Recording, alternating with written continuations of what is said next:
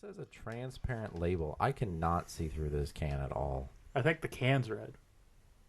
The can's red? It's like polar bear skin. Polar bear skin? Mm-hmm. Oh, I don't like the feel of that. What, you don't like it? Oh. It's all rough. Now it's time for our favorite game. Guess what Daniel's feeling? Yeah, no, I don't care for that much at all. Careful, you'll chafe it. Maybe if I use two hands. His hands had... ooh. I don't think it should be making that noise.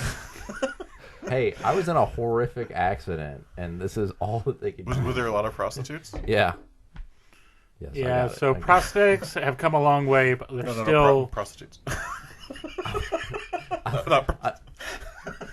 I lost my penis, and they were like, well, we can reattach it using one of your fingers. And I was like, not the pinky. Not the pinky. It's like, just take me from the elbow. I want something bigger.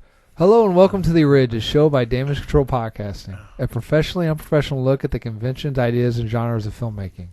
When I typed his name into the Amazon search bar, I got a paperback book titled Cuentos de Newkirk by Daniel B. Flores. It's Daniel Newkirk. Hi.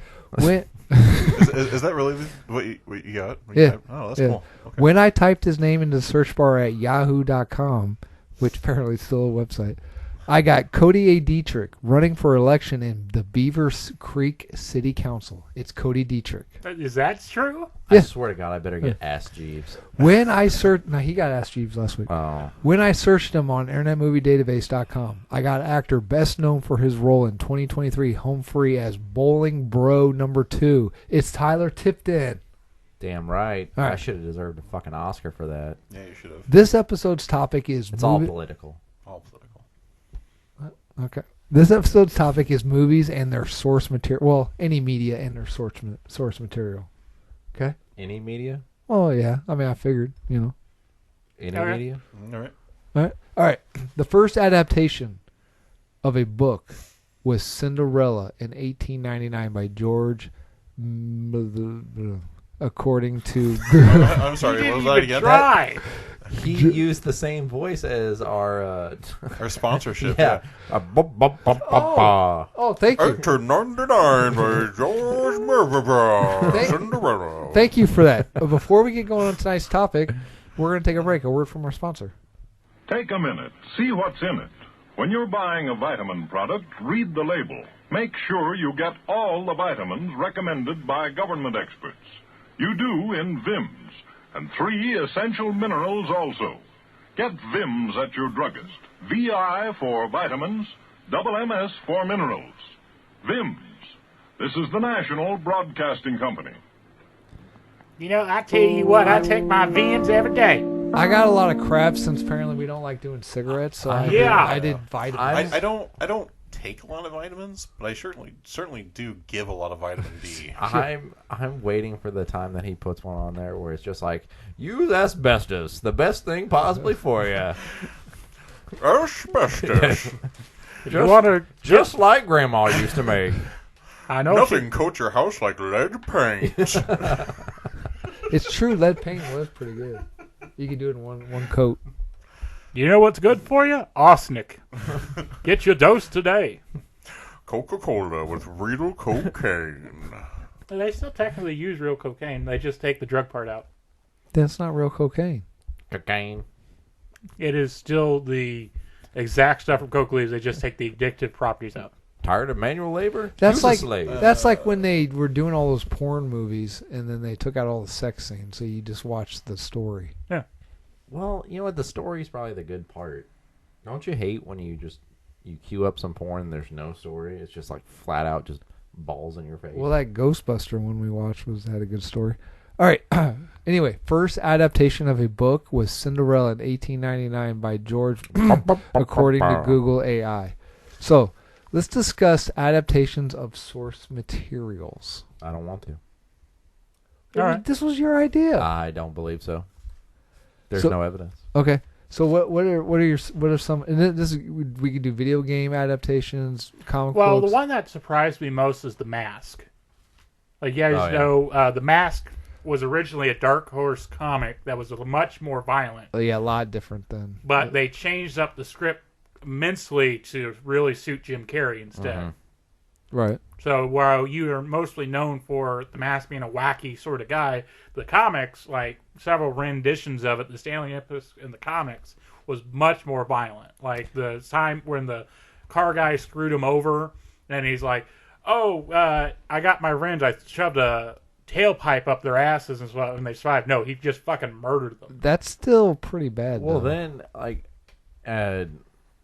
Stanley Ipkiss wasn't like the Jim Carrey likable, weird outcast type of guy. Like, I believe in the comics, like Stanley Ipkiss, he was a fucking weirdo too. Like he had those dark, like, murder you thoughts, and like I think he flat out gets murdered.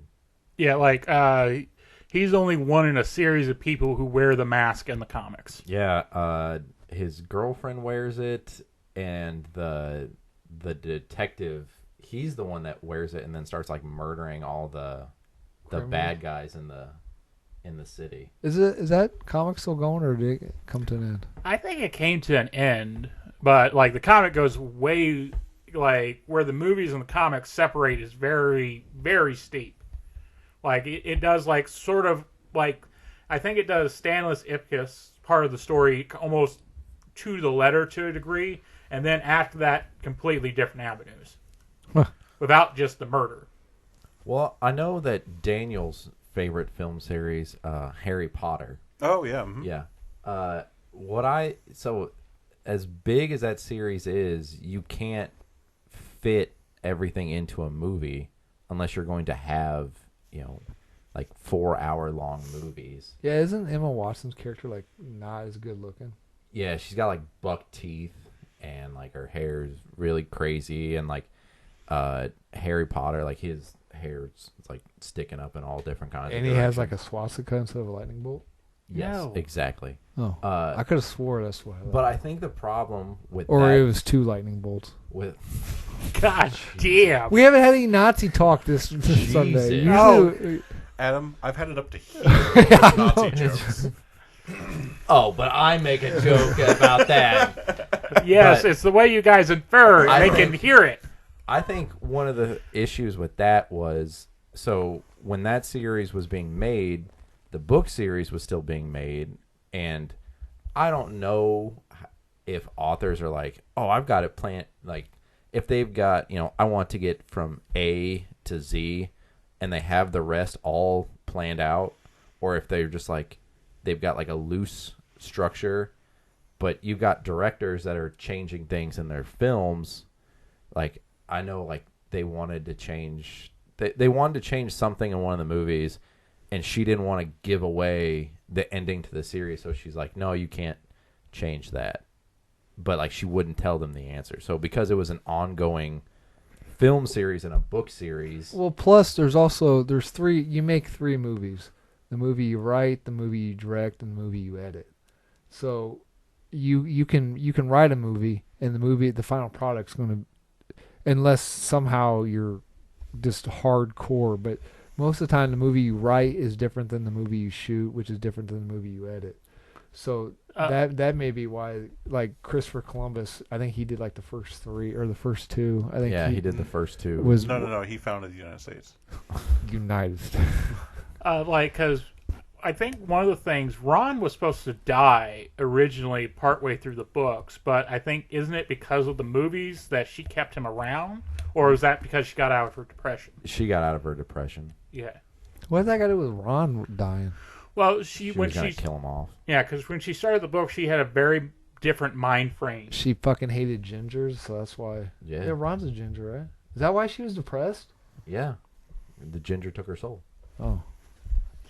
But, like, and then some of the changes, I think, could just be from, like, a monetary standpoint, because I remember in Goblet of Fire, like, the maze part of those challenges was supposed to be much more elaborate, and then, we walked through the maze for, like, 5 minutes.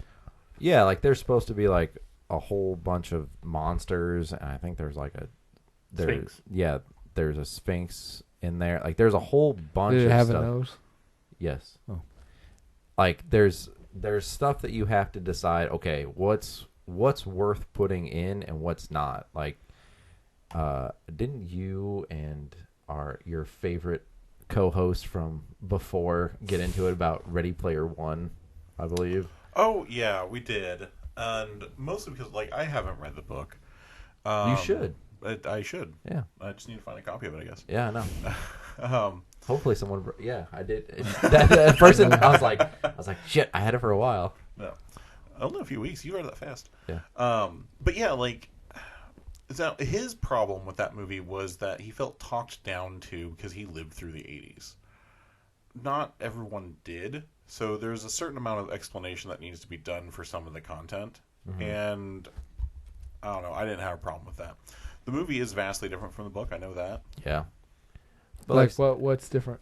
So in the book, there's 3 keys and 3 gates. So there's 6 total challenges. There's It wasn't just finding the key when it was Yeah. find the key and then find the gate where the key goes. Yeah. Didn't you say they had to watch a whole movie? Yeah, so like the guy's favorite one of the guy's favorite movies is War Games. So like one of the challenges, you literally have to play as Matthew Broderick's character, and like you have to recite War Games like word for word for word throughout the entire movie. That's in the book? Like Yeah. they recite? No. Oh. But like that's what the challenge is. Oh, okay. And then like there's like they make the So that world- wasn't in the movie. No. And like the first challenge is a game called Joust. I don't know if anyone's heard of it. Oh It's- yeah. Is that the ostrich? Yeah. Yeah. So you Knights on Ostriches. you play this. You play a game of Joust, which I mean, So it wasn't the I car. mean, who wants?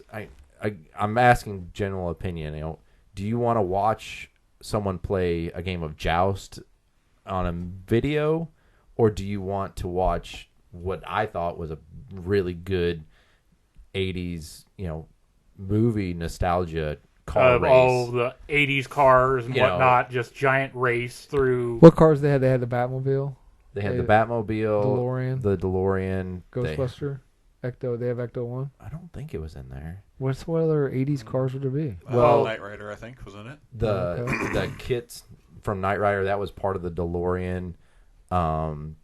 They had, it's a famous motorcycle. The motorcycle from Akira. Yeah.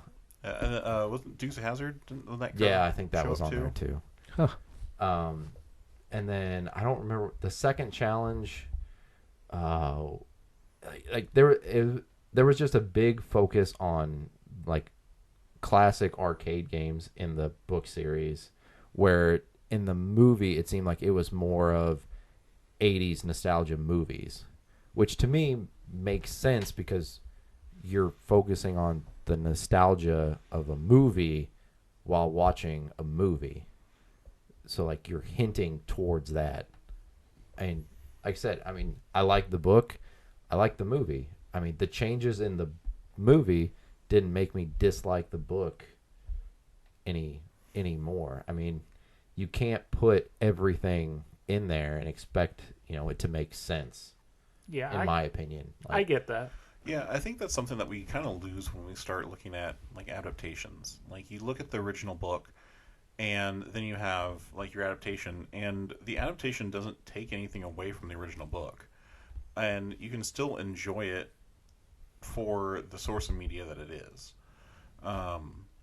And like you can enjoy the book and you can enjoy the movie and have them be completely separate things, even though they're kind of connected. And you just, to me, I just look at them as an alternate universe or a multiverse of, well, this is how things could be different. There's a lot of shows and movies out there that play real fast and loose with their IP. Walking Dead's an example. Walking Dead is so vastly different in most of the episodes than it is from the books. The first season of Walking Dead basically doesn't happen in any of the books anywhere. He does wake up in a hospital, though, right? In the books. That happens. Yeah, the first episode is basically right from the first issue, and then like basically everything after that doesn't happen in the books. They don't go to the CDC. No. And I think the CDC was probably one of the best parts in my opinion. Like I said, I stopped watching around season 3, but I like the whole reveal where the guy at the CDC is like, your you're fucked no matter what you do. Like you have this virus, you die, you become a zombie. Right. That is a much later reveal in the books than it is there. Like Rick doesn't figure that out until well after Shane's dead, because Rick kills Shane at the end of the first volume, and so Shane lives far longer. Spoiler. Right. And like there are changes, and there are changes that I kind of disagree with in the different plot points, but it doesn't make me like the show less. I stopped watching the show because it became a bad show, not because it didn't connect to the comic books, you know. Are there any main characters in the show that don't exist in the comic book? Yeah, Daryl Dixon does not exist at all. His brother doesn't exist. They make some major plot point changes. Like you have my favorite character in the comics is Andrea. God, she was a whiny bitch in the show. She was a whiny bitch in the show, and she ends up siding with the governor in that governor storyline. She's a much cooler person in the books, and a lot of her plot points get picked up and moved to Michonne, which means that Michonne's plot points got picked up and moved to Carol. But Carol in the comics is like a much different character. She is not the cool badass that she is portrayed in the show. She is like victim of domestic violence. She's very much rooted in that that kind of cycle, and like ends up making a whole lot of excuses for her abusive husband, and ends up getting killed by another guy. Like she has like this really horrific storyline in the books that is not represented at all. The Judith existing, Judith actually dies shortly after being born. Who's that? Baby. Yeah, Rick's and baby? Lori's baby. Yeah. Does his boy die? He dies. Coral. He Yeah, dies in the show, right? Yeah, I don't know how he dies in the show, but in the books he dies because he gets bitten in one of the invasions in Alexandria. Lori dies in a much different way in the books. Like there's a lot of significant differences. In the comic book, it states like everyone has the disease, so even if you live a natural long life and you die of natural causes, you rise back up as a zombie. Yes. And they don't really say that's a disease because they never really find out what's causing it. Aliens. They just there could be like a mystical thing where it's just like, no, the dead rise now, or it could be a disease. But yes, everyone who dies comes back as a zombie. So that was the point the CDC guy was trying to say, like, this is fucking stupid, pointless. So, he disintegrated himself with the bomb, right? So in the show he did. So Yeah. so there's no okay. So now I haven't seen all of them, but isn't and a lot of people love the Peter Jackson Lord of the Rings series, but aren't those vastly different from the books? Because I know Yes, one's moving pictures and one. I know that like when Frodo gets the ring, like he doesn't immediately set off on the journey. Like it's like 50 years. Yeah, ago. like it's like an obscene amount of time before like he even like goes anywhere. Tom Bombadil's not even in the movie, right? Yeah, I don't believe he's in the movie anywhere. No, so like that, like because I think it's like 30 or 40 years, and it's noted in the book. Everybody thinks it's weird that it seems like Frodo stopped aging. I remember that from reading the book. Mm-hmm. Oh, I thought hobbits just lived long lives. Well, they have longer than human, but the ring gives extra life, extra longevity. Yeah, so it was, but when Is Aragorn a human? Aragorn's He's a human. ranger. So that's not a human? Well, so he is descendant from one of the gods, and I can't remember what the name is. The same kind of god that Gandalf is. The Maiar? Yeah, he's like a long lineage descendant of one of them. Huh. So like he's super old So in he- comparison. So he's like 80, I think. Yeah, that's something. Like I think he's like canonically 80 when the Lord of the Rings starts. That's the reason he knows Legolas and stuff, and like how it doesn't seem weird that they've known each other for a while. So, are there humans in Tolkien, like normal humans? Yeah, that's what Lakeside Town and Bard are all humans. But like, does the differences take away anything from that? Because I know there's some people like that are adamant. They're like, this needs to be exactly how it was. And I mean, I'm okay with changes from the source material, like to a point, I guess, to a point to where it doesn't affect the story. But then there's also people that are like, they want those changes, like Lock and Key. You know, they went from comic books to a Netflix series. Complete, like, it has the broad aspect of the comic books, and then like season 2 and 3, they're like, we're gonna completely change everything. Some people like that because they're like, I like not knowing what was gonna happen next. And then some people are like, that's bullshit. I wanted it to go right from page to screen. So to me, it really depends on like how faithful you're being to the source material.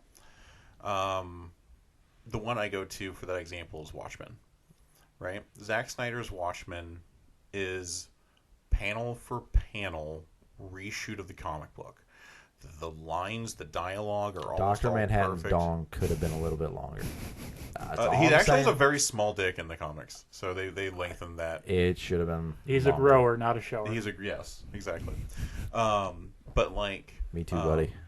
Me too. he's got like I said, shot for shot, it's perfect. Yeah. All the way up to the last 10 minutes, and then they changed the ending. Now, do you think that? I mean, I know why they changed it. do you think they could have gotten away with it by doing like a giant monster compared to Dr. Manhattan's nuclear bomb explosion? Hey, I know why they changed it. Like, it isn't a joke. I know why. Okay, why did they change it? So, the shittier, well, according to Snyder anyway, because he got a lot of flack for this, but so according to Snyder, the reason why they changed it was, they're selling Watchmen, making a rated R horror film, or rated R comic book movie, was already a hard enough sell. Snyder didn't put up his own money; he put up studio's money. Okay. The studio didn't think like, look, we got your hardcore fans are gonna want to see the Squid. They're not enough to get our money back. We need to sell something to the mass that the mass audience can understand. Like the studio didn't think that They didn't think that the common person, non-comic viewer, would understand the need to fabricate a monster big enough to compete with Dr. Manhattan to show why he went away. they just didn't think it would float with the general audience. Whether they're right or wrong, I don't know. I'm just saying that's why Snyder had to change it. Okay, and I mean, and that makes sense. But when you have something that is that accurate and to change it in the last 10 minutes. Oh yeah, like, Snyder agrees with it. It Right. was something he had to just grit his teeth and. Right, and to me, it also changes the Or he's lying out of his ass. like I don't know. the message or the feeling behind that, because in the original book ending, Ozymandias drops creates an alien squid in New York that releases when it dies, it releases a psychic backlash that kills a bunch of people. Mm-hmm. And he specifically crafted it so that it could not survive in Earth's atmosphere. Okay, and that intention is for the people of the world to go, oh shit, we have an alien race that is invading us or scouting us, that is giant, that is threatening, and that when it dies, kills us. So now we need to pour our efforts, we need to combine together against this common foe, and we need to search the stars for this common enemy and be prepared for it. So And we definitely can't get rid of Dr. Manhattan, the most powerful fucking weapon we have. well, they don't try to get rid of Dr. Manhattan. Like, Dr. Manhattan decides to leave. The cool world's little... government don't do anything about that. But Which I don't think they probably could if they want. Yeah. right, and frankly, him leaving is more of a catalyst for them to combine, because now we don't have any crutch to lean on. Exactly. So then there is world peace, there is world unity, and we start this quote unquote space race under a common banner to try and overcome this foe that we'll never find and doesn't exist because he only made the one. Till that fucking journal got out. Right. Was the show a sequel to the comic book or the movie? Movie more than anything. So the show is bad. They didn't have the squid in the show? No, there was no squid in the show. And there was a lot of choices that just didn't make a whole lot of sense in the show. It was done poorly. I honestly think if this movie was made post James Gunn's Starro, I think they might have went with because that Justice League movie that Suicide Squad movie wasn't a great hit, but people accepted it. I think maybe if it was post James Gunn's Suicide Squad and Starro, and Guardians of the Galaxy and all that shit. Yeah, you're probably I think right. it might have floated. Well, one of the reasons why I think the Sorrow aspect worked so well is because it was such kind of like a 180 from anything DC had done up to that point. James Gunn was like trying to show people like it's fine if you have some goofy or just sort of kind of kooky aspect if you show how it could also be fucking horrifying. So what you're saying, Cody, is Zack Snyder's Dr. Manhattan's dick had to walk before James Gunn's Starro could fly. If that's what we're saying, fine. Yeah. But yeah, so like when you change the ending of that, you change the feeling. And like in that instance, I would have preferred for them just to have gone with it. Now, I still watch the movie a lot. I love the movie. It's a fantastic movie because it's a fantastic book. But the ending change because Dr. Manhattan was human. Dr. Manhattan was American. It wouldn't like the other nations would not rally behind America. They would hold America culpable for Dr. Manhattan's actions. Mm-hmm. When they can't find Dr. Manhattan after so long. So there's still strife. There's still, like if you need to change it, but that's not the good change. That's not the right way to change it. And also, that's another thing. Anyway, I lost my... Yeah. Go ahead. I had a train of thought on your thing, and I forgot where I was going. But then, like, if you have something where you're kind of, like, half in on the source material and half off the source material... I kind of prefer like the 50-50 kind of thing. And I'm trying to think of one that does it decently. I suppose like any of the I guess like anything like any of the Marvel MCUs that use like Captain America Civil War. It's kind of probably more off the material, but still it's more. Yeah, Civil War's kind of in that 50-50 range where it's like you can definitely see like the inspiration. You can see kind of the similar like notes where they've taken it and changed it and allowed it to apply itself and then allow it to be its own organic or different thing. Yeah, or another example, another example would be Keanu Reeves' Constantine. Yes. Yeah, I agree with that. Where they respect the source material, they use it, do their own thing. The one thing that I hate is when they mention a source material and then there's no real connection to that source material. But what comes to me in mind is Logan, and when they said that, oh, this is going to be an Old Man Logan movie, the fuck it was. Right. It was Logan as an old man. It was not an Old Man Logan storyline. Yeah, I think was it Feige or was it the dude that directed it?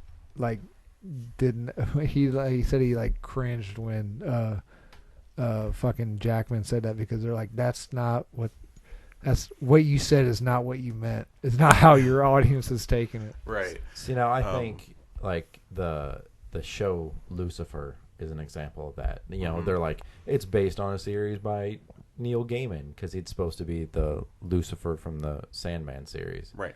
Is it not? As far as I can tell, it's the idea that Lucifer leaves hell. They keep the demon Mazikeen, his brother Amenadiel, and then that's basically it. I mean, I like the series, but everything I've seen of it's its own sort of secluded thing. Like you get very cheeky, subtle hints. Like they had the one little crossover when they was doing the Flashpoint thing in the CW series where he shows up. Yeah, he's on Earth. Wait, he shows up in the CW Flashpoint?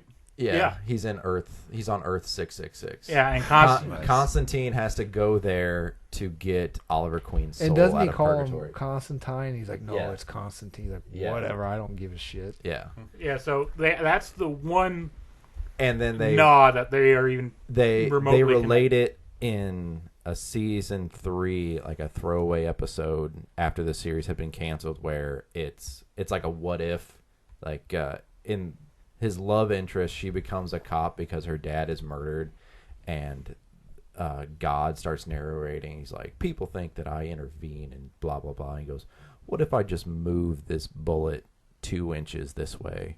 And then the voice of God is Neil Gaiman.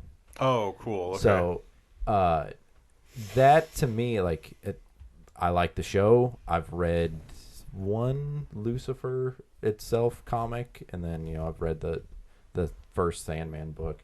But to me, like, there's no real relation other than like the broad aspects of Lucifer Morningstar and Lucifer Morningstar. Like the Lucifer in the show is, yes, he's a celestial being, but like he's not like this completely. He's not the most powerful person in the universe if you're looking at it like a DC tier list sort of thing. Whereas in the comics, he's Lucifer. Like, you shoot him with a gun, nothing's going to happen. Unless he's around that chick. Well, I'm saying if you shoot him in the show, he feels pain. Even if he's not around her, he still feels pain. Right, but when he's around her, though, he becomes like mortal or something, right? Yeah. Yeah. So speaking of Neil Gaiman and adaptations, the adaptation of Sandman is absolutely phenomenal. And again, this is one of the things where they take like most of the like the important actions and the important things going on, and then modify them just enough to be different and to like fit the screen. And I thought like that should be like, if you are going to adapt anything, you need to read the Sandman storyline, which is like the first 2 books, I think, is what's represented. Maybe the first 3 books is represented in the first season of Sandman, and you need to watch it and like compare the 2, and that is how you do an adaptation. That was so phenomenally well done. There's a serial killer convention in that. Yeah. Yes. There's a couple scenes that you can find on YouTube where it's literally the panel and then the Netflix, like, and they're going at the exact same time. Mm-hmm. And like they extend some stuff, like him with death is like longer, like it shows her doing more things, Right. which I thought was good. But I found out the reason that they didn't have John Constantine in it and they went with Joanna Constantine is because they couldn't get the rights to John Constantine. Oh, That's from DC. Yeah, that's the only reason why they made that switch in that character, because they're like, oh fuck it, we can't change it. There's no point in anything like that. One of the adaptations that I keep going back to is the original Aragon adaptation, and it was kind of like a poster child of he's a trying long-lived to human in the Lord of the Rings. say what? Aragon, he's a long-lived human in the Lord of the Rings. Aragorn. Yeah. You're gonna make him mad, then he's gonna kill you, and not Okay. Daniel this time. All right. Yay, not me. All right, sorry. But Maybe that's what happens after we leave. It's just Cody killing Daniel, and like he just pops back up to life. But no, it is almost a poster child for all those adaptations that are, oh, this is popular, let's make something about it really quickly and just get the broader aspects of it. So it was like if anybody has read the Aragon series, the Inheritance Cycle, it is very high fantasy to a degree. And what they made was on almost like a shoestring budget, it seemed. They tried to fit way too many things in.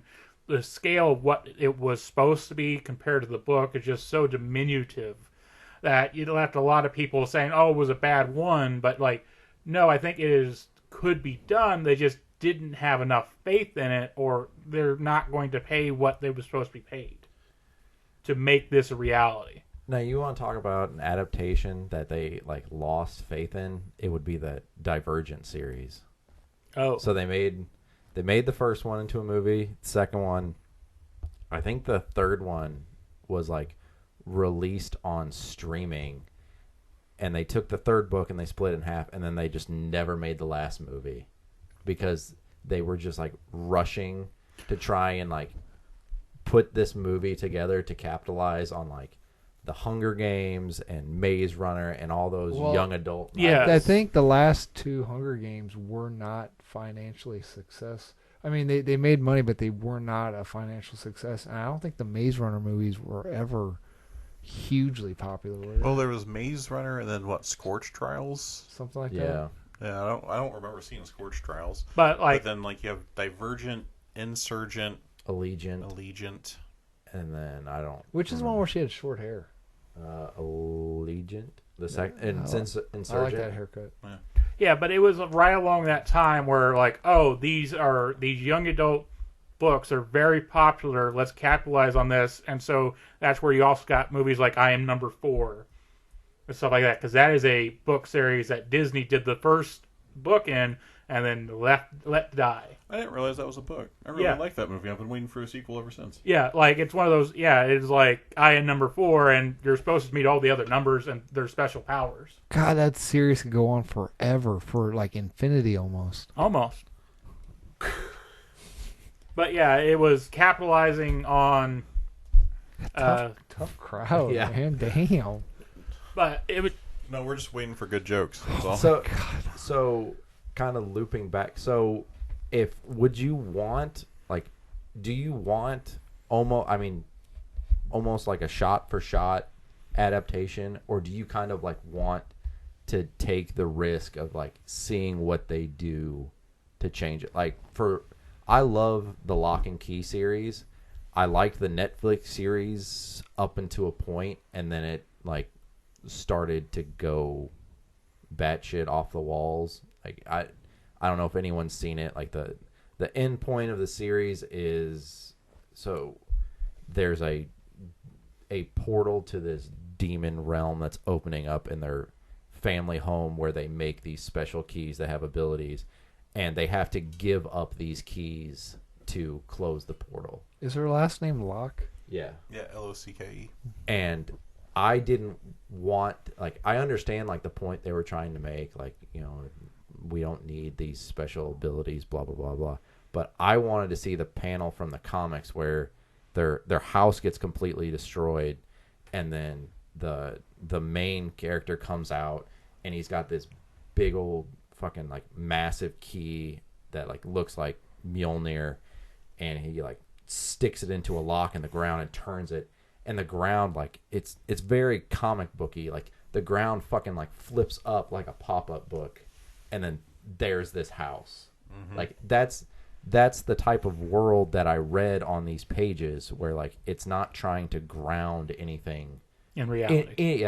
anywhere near in reality. It's like these keys happen because we say it happens. Like, you know, there's a key that you put in a mailbox, and you can mail like to fictional characters. Like they mail letters to hell.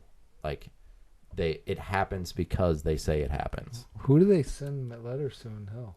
There's a locked child in World War II that ends up going to hell because he steals these keys because he feels like it's their responsibility to help end this war, and he like endangers all of his family. And there's a key that if you put in a lock and think of a place, you open a door to that place. So like he opens a door on the Titanic as it's sunk underwater and floods and kills all these Nazis. There's your Nazi reference for the day. And and he ends up like going in this door and being crushed under the weight of the water, and then he ends up going to hell. So that's how they speak to him. They write letters and they put it in the post box. And Is this the one made by Stephen King's son? yeah. Yeah, and I really like the books. I've got the whole series on that shelf over there. And I'm kind of torn because to me, doing the shot-for-shot remake is like the safe bet, right? Like Watchmen, shot-for-shot remake, fucking gonna be beautiful. And then you have things like Lock and Key where they take that variation, and I don't know which I would prefer. Whether walking in and getting like every page and panel that I know and have memorized, or if I get new content. You know, I don't think there's a wrong way to go about that. I think I like them both in their own regards. Like, I've talked about The Stand a lot on the podcast, and I read it or watch it every year. Thankfully, I have 4 different versions of The Stand I can go to. I've got the novel, I've got the comic book series, and now there's an old, I think it was CBS television series, and then there's one on, I think, Peacock, or maybe Paramount. I think it's on Paramount. But each one of them has their pros and their cons. They have their own things that are good and unique about their storytelling, and legit, all 4 of them are different experiences. Even though they're telling roughly the same story and some of the same things still happen. Poor Nick gets blown to pieces in all 4 pieces of it. Spoilers. I know, right? But see, it's funny when I say it. But like, who these characters are different in different regards. You know, the Harold Lauder from the comic books is much different than the Harold Lauder from Paramount or from the 90s TV show. And I find myself like, I like these sections of that adaptation, so I'll watch it for these specific sections. But I don't like these other parts of this adaptation, so I'll watch the other adaptations for these specific parts.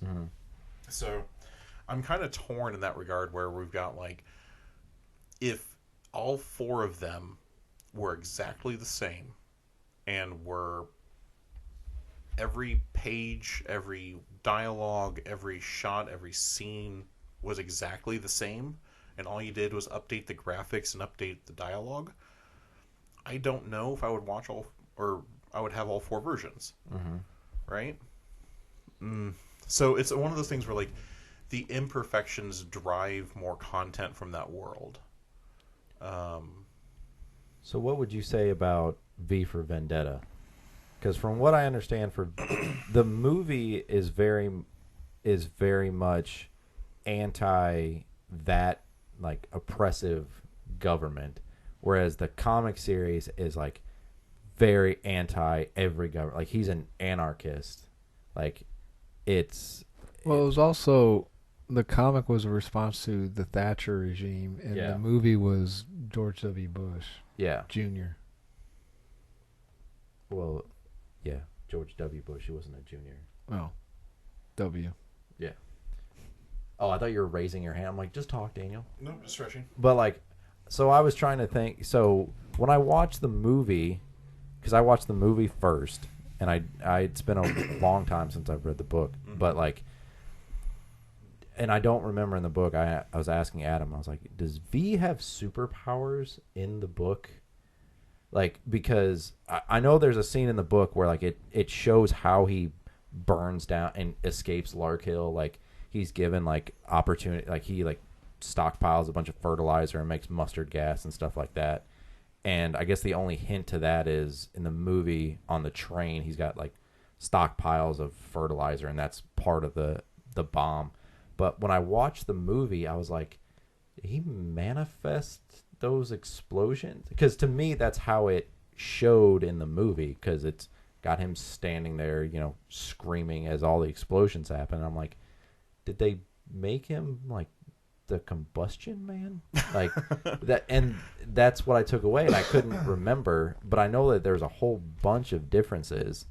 And I mean, I'm clearly not Alan Moore, and Alan Moore doesn't like anything that's ever been adapted to his stuff. I think they did in the movie, didn't they allude to not superpowers, but like they gave him peak capability, because he can He's sit very fast. Yeah. Yeah, I think it did. The Larkhill experiments gave him like And I mean, he's Well, because wasn't it like the experiments, like he survived that fire from wherever they was doing the experiment was, and like I kind of got the idea they like burnt all of his feeling or nerve endings or something. So it's not like he had super strength. It's just he could ignore the limits of his body because he's like, oh, I'm actually doing more than what my body's saying I can do, but I can't feel it. because I mean, clearly he wasn't invulnerable. Because after the badass scene where he takes down all of Creedy's men, I mean, he pulls a Back to the Future 3 where he drops the But breastplate. He still had fast speed in that.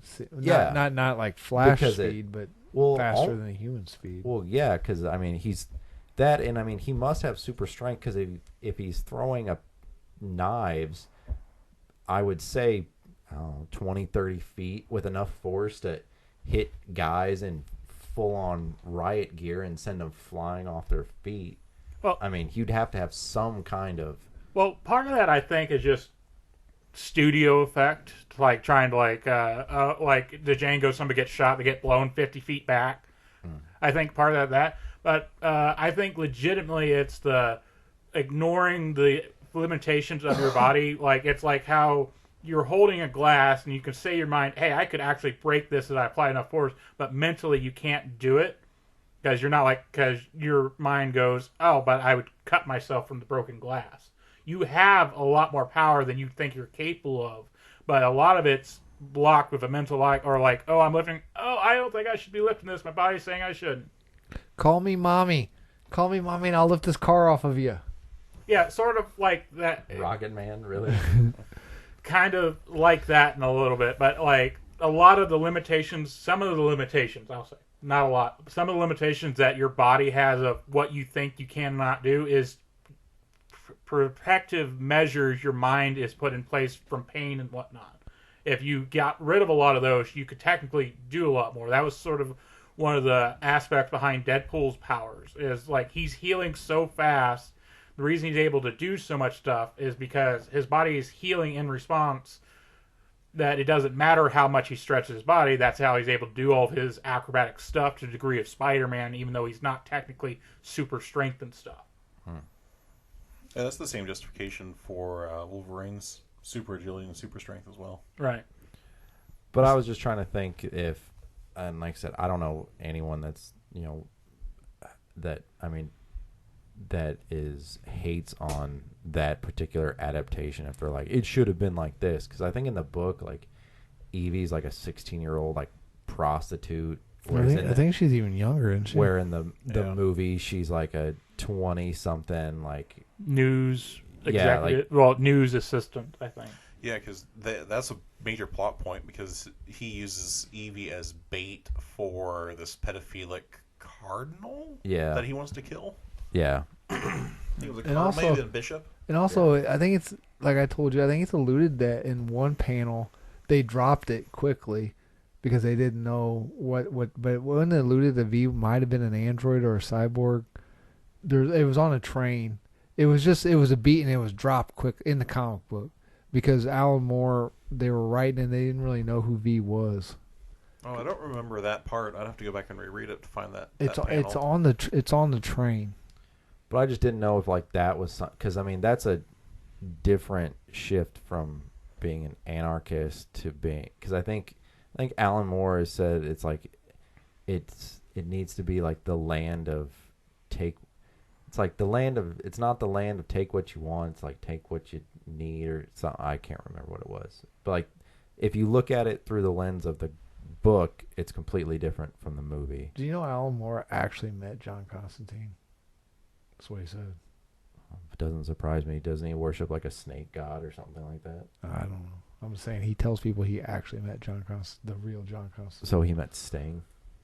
I don't know. I'm just saying that's what he said. He said he'd actually met John Constantine, the magic user. Yeah. All right. What about drugs in the 70s were good? Well, I got one last thing. Oh well, I was just moving on. Well, we're not done yet. Okay. All right. What about adaptations that have absolutely nothing to do with, almost like in name only? Example: Super Mario Brothers. So when people say based on a true story, and it's like the name and like that's it. Yeah. Like what was that movie? 3 Billboards and Outside something. Ebbing, Missouri. Yeah, like literally, I think the things they took from the actual story was that the woman put up billboards. That's it. Oh, I've never seen it. I've Like, heard I it think was her good. daughter did get murdered or whatnot, but it was they took that aspect and then added all the other stuff to it. haven't even heard of that one. It's kind of heart. It heart wrenches you. It abuses that based on a true story line heavily. Gotcha. Well, the Amityville Horror, the first 5 minutes is the only part based on a true story. Which one? The where the family gets killed Yeah. in the house. No, which Amityville Horror? Did the family die in the Ryan Reynolds one Yeah. by a shotgun? Yeah. Okay. And then they add the overzealot priest. that part. No. Yeah, they add that part in. The Dragon Ball movie. Oh, The Dragon Ball movie, yeah. that was the worst. Did it have any aspect of the IP? They had had the names. names, and that was like the Kamehameha blast was like basically like you could have done a fart sound coming out of his hand, and it probably would have. Like, it's supposed to be like this giant blast, and like it's like wind. Like, it's like you know, like how people draw wind in a comic book, and it's just like a couple of like lines. That's basically what it was. Huh. It was like, use this and like blow out this candle, and like it's like, oh, he shot wind from his hand. Yeah, the first time we see it in the comics, Master Roshi blows up a mountain that's on fire. Well, that's why it's wind, because it's on fire. You see, I need to rewatch this movie now that I actually have an appreciation for Dragon Ball Z, because I watched it when I had never even heard the name Goku. Yeah. And I'm like, oh, that wasn't bad. And then like it was like, even as like a non-Dragon Ball Z fan, I'm like, it wasn't great, but it wasn't bad. But now that I have some appreciation for Dragon Ball Z, I need to go and rewatch it to see exactly how terrible I it watched is. it with a friend of mine from high school, and we'll go like years without talking, and then like randomly, like she'll send me a message, she'll be like, remember when we wasted our money on that horrible Dragon Ball Z movie? And we're like, yeah. How was the hair? Was the hair like Goku? Nope. It was like sticking up in like one spot, and then like he tried to slick it down, and like the whole joke was that it popped back up. Huh. Like the what's funny is God, I can't remember that he played, I think, Spike and Buffy. Oh, James Marsden? Yeah, he played Piccolo in that, and he liked that character so much. I guess like recently he came back and voiced a character in like their newest video game, and the writers for the video game stole one of his lines from King Piccolo and put it in the video game that he has to say. Nice. And it's a line that makes sense. Like, it's not bad or anything, but like they completely changed it. Like in the story, you know, when Saiyans, if the Saiyans have a tail and they see a full moon, they become like this King Kong like sized great ape. In the movie, he becomes like, he's like a normal human size. Like, he becomes like a were-ape. Like, there's nothing bad about it, like, whatsoever. Like, it was like they were trying to just cram so much into it, and they were like, hey, I've heard of this, let's just put all these words in here, and then that's that. That's one thing that America always has seen. One of the things they have a problem with is adapting Japanese media, because they mess it up a lot. Like they met what was it? Death Note is one of the ones that a lot of Death Note people who like the anime and the manga really love to trash on because of how off the point they got from the main series. And it's like one of those ones where it's, and mind you, I haven't seen the American one, but from what I have heard, it is one of those ones like, okay, I can see why they made the changes in America, because of just the cultural differences. And the Death Note, like, okay, so I don't have anything to do with the original. I haven't read any of it. I haven't watched any of it. I really liked that that movie, the live action Americanized Death Note with like Willem Dafoe plays the demon in it. I really enjoyed that, and I think that's partially the purpose of adaptation, right? Right.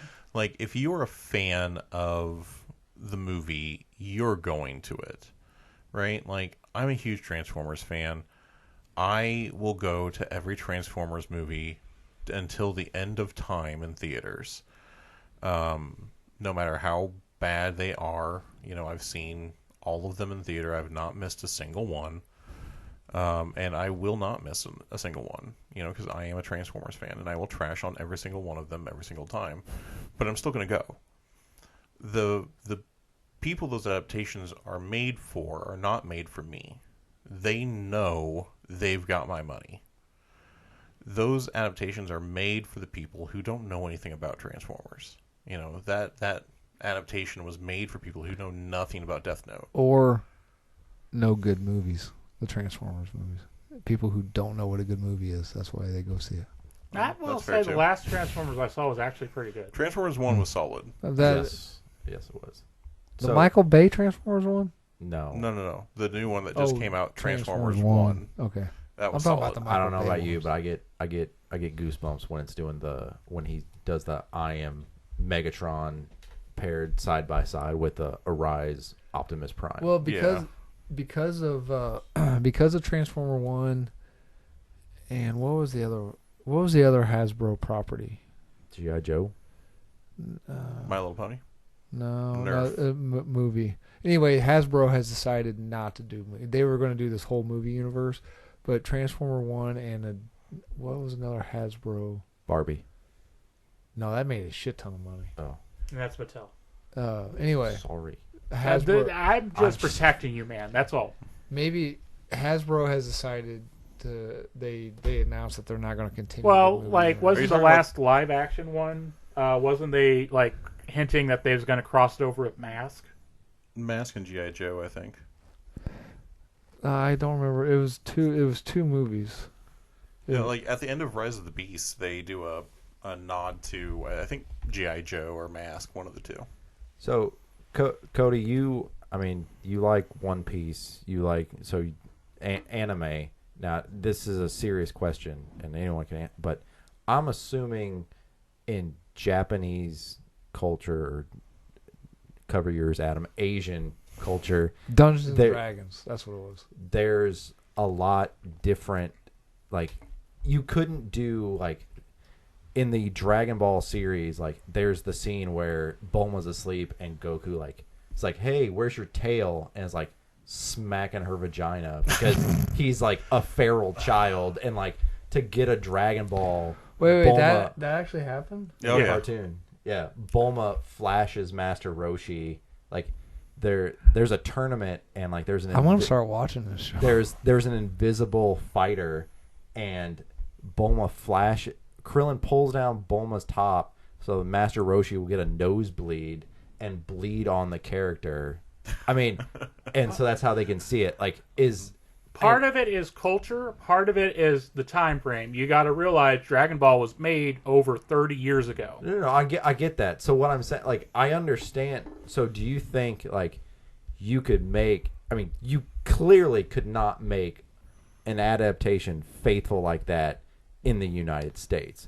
Would you be able to make an adaptation faithful like that? Do you think, like, where its original audience was? Well, that's the thing. Like, there a few times lately, they've done live adaptations of classic mangas and whatnot. They just recently did Yu Yu Hakusho, and it was dog shit because they crammed so much into like 6 episodes. They basically put 4 different arcs in the span of 6 episodes. Rush to the final fights of basically the 5th arc of the Dark Tournament arc. And so it's one of those ones where slowly but surely Japan's realizing that their media is being observed by more than just their country. So you still have the horn dog, Ichi, where it panders a lot to fan service of like, boob shot, or like, oh, these girls are being sexy for no reason, like Guinevere was earlier. Scratching her head with her leg. Yeah, so you have... As you do. Yeah. So you have those just, okay, you know what you're doing sort of thing, but you have the opposite where slowly but surely they're trying to get more serious on some stuff. You have those that just, okay, this is classic, this is going to get people to watch our show because we got a bunch of horny teens and hornier adults. True that. But you have a lot of the mainstream stuff has slowly started to get away from sort of the kind of the goofy aspects of it, and it's slow, but they are trying to get less goofy and more serious. You had a point where everything was super brutal violent, like 80s and 90s comics, where everything was dark and gritty. You had that. Then you went into a super bubbly phase where everything was super horny, and they are still recovering from that aspect. And so you get an oddball. It is more often than not you get an oddball sort of serious anime that doesn't rely on those tropes than you do without. Because, like America, we sell what sells. It's just slowly getting to the point where you're getting an audience that's outgrowing that aspect of it. So was One Piece a good adaptation? It was surprisingly good. Like, what they cut out, I understand why they cut out. What they rearranged time-wise, I understand why they did, because they kept it the same way. It was going to be Season 5 before this particular scene happened. Like, I don't know if you guys have seen it, but Luffy's grandpa is a Marine admiral, not Vice Admiral. So he's like very high up in the Marines, the military of the One Piece world, while Luffy is a pirate. So that doesn't look good. He was training Luffy to be a Marine, not a pirate. So do they give him the stretchy arms and everything? Yes. Oh, okay. I didn't know if it was like they were trying to do like I a thought it real. was the fruit. It was the fruit. Yeah, but the that's fruit what- gives him the power. That's what gives him. Oh, I thought you said the dad gave it to him. He eats the fruit and says, "I have the fruit." Oh, y'all laugh at that. It's fucking stupid. Yeah. But it was, you can slowly and surely see, while they're still the ones that are just super sexed up, that obviously are not going to ever be made, or if they do, I don't see how in this now and day and age, but you slowly but surely they're trying to get more serious, they're trying to get more, they're more clued into the fact they're not just producing for themselves anymore. So I want to go back to what you said originally about the Yu Yu Hakusho show. Yeah. And you said it was dog shit. Now, if you went and watched it as not a Yu Yu Hakusho fan, would you have the same opinion? I think so, because you can just tell by the way it is, it seems like it's very rushed. Like, it is so, like, from even not if I could logistically say, hey, I've never seen Yu Yu Hakusho, it would feel like it's rushed. It feels like they're compacting so much stuff into this really quickly. It's like trying to make an entire... It's kind of like what they did with Dragon Ball, honestly, where, yeah, they kept certain things, but they went so fast, it is mind-blowing, going 1 to 60. Like, the progression of what you would think of how he goes from doing this to being able to do this is, I think, you could say, like, okay, that went a little too fast, even for movie standards. And I think that's what they did with the cinematic marvel that is Green Lantern 2011. Yeah. But I remember. No, that's cinematic. Adam, you son of a bitch. But I remember watching that and calling Adam, being like, "This is the biggest piece of shit." And Adam's like, "You got to realize," and I'll hate everyone cover your ears because I'll give him credit. He's like, "You got to realize they're not just making the movie for you. Like, they have to include all of these other things for everyone else that doesn't know anything about this character." I mean, granted, they still did it really, really badly, but Yeah, like... I So know that's- some things. The idea of going in your first movie fighting one of the most powerful entities in Green Lantern's lore Oh, I know. is kind of, I Trust think, me, I know. Yeah, but I mean, like, if you don't know anything about Green Lantern, you're not going to know that. yeah. And like when I watched the Green Lantern movie, I hadn't read a single Green Lantern book. Mm-hmm. My experiences with Green Lantern had only come from crossovers that I had read up to that point. And even then, I hadn't read a whole lot of them. And I remember not minding the movie, but I remember not being like blown away by it. So like people talking about like, you know, what they did with Parallax was like, okay, like I get that, but I don't know anything about it. So to me, it wasn't that unrealistic. Yeah. I was actually more disappointed that we didn't get Sinestro. Yeah. You know, I really was looking forward to the Green Lantern Sinestro fight. Yeah. And you had like a 8-minute clip maybe of actual Green Lantern usage. Yeah. All right. Anytime you want to fucking You chime wanna- in here. Let's go to our recommendation section. I want to try to keep us on time. Oh, Okay. All right. Really? I don't want to. So I is, want to go with it. is there any recommendations for good source material, movie or games, or what? Just any recommendations in general for? I will say One Piece has been one of the adaptations of a anime or manga that I've truly enjoyed, that I think an American audience can withstand. That's not while it has its funny jokes, it is true enough to the source material that it's not to the point of, oh my god, they just took the names. And it made changes that I understood and agree with.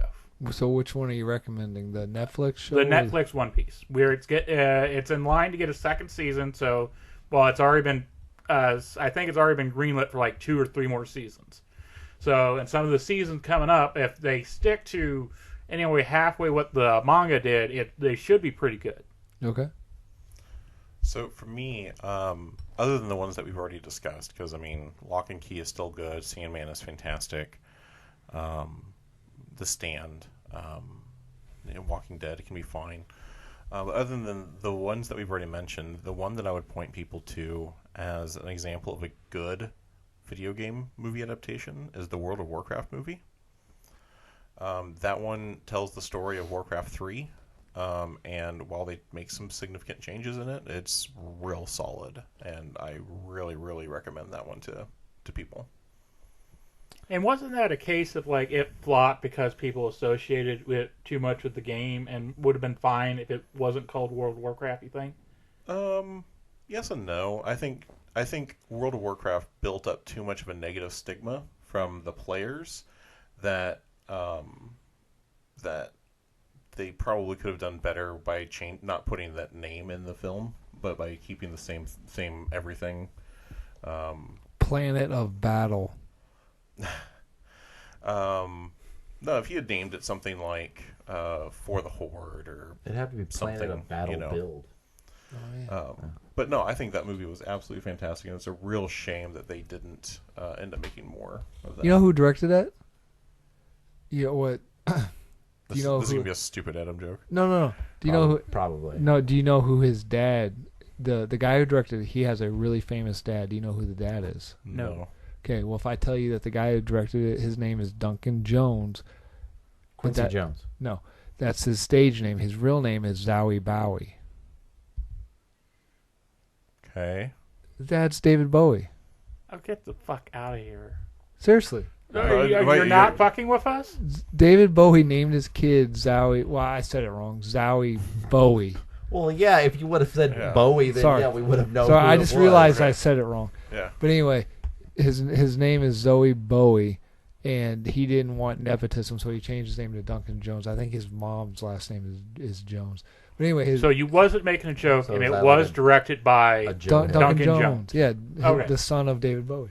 Okay. Got it. All right, that's interesting. No, Yeah. it's not that there. I was You'll- really waiting for a bad Adam joke. No, I no, was no. just kept waiting for the punchline. I would have to say, well, I mean, while it's not a good it's an adaptation in name only. The Lucifer series on Netflix. Has anyone read Nosferatu, the Joe Hill book? I have not. No, I haven't read that. So- you know Joe Hill, he has a Shut up.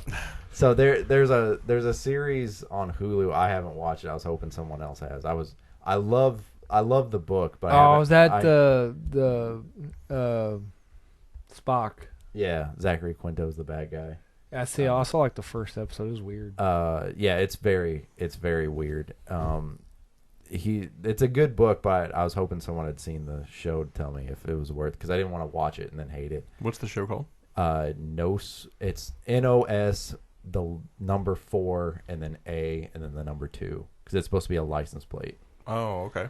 It's like this vampire that lives off of like not blood but like souls, and he drives like this old car and like travels through like a mindscape, and like there's like hints of like different Stephen King books, like Derry is on there and things like that. It's really good. Speaking of Derry, the one thing we didn't talk about adaptations, they took out the gangbang from it. They certainly did take out the gangbang. I think for In good both reasons. versions of it. No, I was just Yeah. saying that's a change from that. I don't know. Because you know why? Because every time anybody's ever talked to me about it, like I hear like, there was a gangbang in the book. Yeah, I think that's like everyone's favorite thing to talk about. Yeah, so yeah, probably for good reasons. It's my favorite thing to watch. Watching people talk about the gangbang. Yeah, exactly. Oh, We should do okay. a whole episode about that. Oh, okay. It's stuff like that. The reason, as a kid, my church said, "No, don't read Stephen King." I've read some Shadow comics. I've listened to the Shadow radio dramas. I would say the Shadow, the Alec Baldwin early 90s movie. I'd specifically go to the part where him and Shiwan Khan, the bad guy, are in his lair talking, and it goes pretty much well to the radio drama where like mid sentence they start doing an advertisement. So like he's staying there in his suit and he's like, "Where'd you get that tie?" He's like, "Brooks Brothers." "Brooks Brothers on 3rd? No, Brooks Brothers on 39th. And like it goes, that was in his lair. That's what I just said. Oh, I thought you meant the mirror. No. Oh, okay. no, I'm sorry. no. Sorry. And then from the comics I've read and like the information I've read, the Billy Zane Phantom is a pretty good adaptation, because it starts off with the For Those Who Came in Late, which is that's at least how the very first Phantom storyline came in, and that's the line that they used to tell the origin story, and that's what they used at the beginning of the movie to start it off. So those would be the 3 that I would say. Okay. I got 2 books. I'm not really good at reading, so they're really short books. Fight Club and Psycho. I recommend both the books and the movies. Do you recommend the sequel to Fight Club? I have not read it yet. It is bad. That's what I heard. It is very, very bad. But like some of the change, it's interesting watching some of the changes. The narrator meets Tyler Durden on a nude beach when he's making a sundial out of sticks, and then they obviously talk about the dick joke about just using your dick as a sundial. But we didn't really talk about it. But about dicks. Yeah, We talk about dicks all the time. I really enjoy the big swing and a miss. We watched it a lot. Well, at least I think I did. Maybe it was me and Jared. I'm pretty sure it was me and you. The Super Mario Brothers. Oh yeah, Big old swing and a miss. But you know what? Watching that growing that's up, fair. I I've only like heard that how movie. terrible it was, but I have never seen the source material. The Mario, you haven't seen anything Yeah. of Super Mario? Oh wow. Like I've seen like clips and stuff, but I have never sat down and fully watched the movie. like I said, But growing. you've never seen the source material of the Marios? No, I know Super Mario Brothers. That's what I thought. What I mean by let me be more clear. I have never actually sat down and watched the movie. Oh, it's a Okay. big old swing and a miss. It's terrible, yeah. Yeah. But like I I hear said- it's terrible, but I have only heard people's opinions of it and never extrapolated my own. You should go watch it. growing up, watching that movie, and not, I liked the movie growing up. I mean, now I can like if I put it on, I'd be like, Jesus, this is just horrible. But then has it reached the so bad it's good? No. Like parts of it. I kind of parts of it, like the little bomb and like the bullet bill and like the booster. Like, I wanted to get a Nintendo Super Scope to turn it into that Devo gun, but they're like super stupid expensive. But like certain parts of it, I'm like, yeah, that's once they get into whatever Koopaville or whatever it is, Dino Hat. I like it there. I don't like it when they're in the other our reality. But like it's really boring. The Shy Guy being the garbage man mask. Yeah. Like little things like that, like I'm okay with. But then like the Toad is like this weird Goomba looking thing, and like I like the subtle hints. Like they break into Koopa Tower and like they find a red and green jumpsuit. I'm like, oh, see what they did there? I'm surprised they didn't. I'm surprised they haven't worked like those two versions of Mario and Luigi into like a game, like a Super Smash Brothers DLC or something. I mean, that's a fair point. So, I didn't have a Nintendo growing up. Yeah. Shame on your parents. I know, right? So, I didn't know anything about Mario and Luigi. So my first experience with Mario and Luigi was that movie. Oh. And it put you off, huh? Well, it's just like, so this is the plot of the games? Yeah. I'm like, this is what the games are about? I wonder if there's ever been a study that Nintendo did to see if that's the reason they weren't more popular, because how much that movie might have hurt their reputation. Yeah, like, I'm still not, like, regardless of what you see in my bathroom, I'm still not a huge Mario fan. Like, What's in your bathroom? A big old Mario dildo. Yeah. Oh, okay. Like, I recognize, like, their impact on the video game culture, and like Mario and Luigi's and Super Mario Brothers and all that are cool and all, but I've never been like the guy to play through all of them. Like, I don't think I've ever beaten a Mario game. I'm terrible at platformers. Even some of the newer ones, I'm like Mario Odyssey. Like, I'm like, okay, that's cool. Mm-hmm. Like, the ones I've played the most are like Mario Party, and those really don't even count. Those are cool. You know. So yeah, like, I don't know. I can't say that movie turned me off from Mario Brothers, but I find it funny that Nintendo didn't like license any of their games for almost like, I want to say like 30. Like I mean, for good reason. The Detective Pikachu, that was like the first time that they had done it, since that movie came out for a live action movie.